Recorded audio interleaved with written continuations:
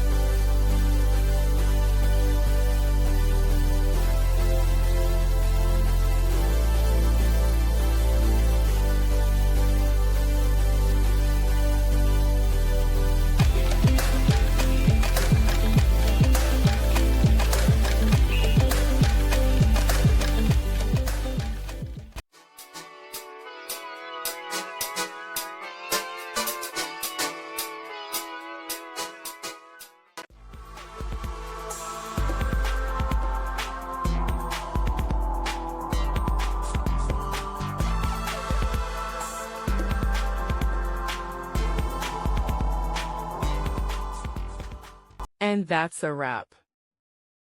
I hope you found the answer you were looking for. If you did, take a second to hit that subscribe button. It really helps out. And let me know in the comments which solution worked best for you. See you next time in the debug zone.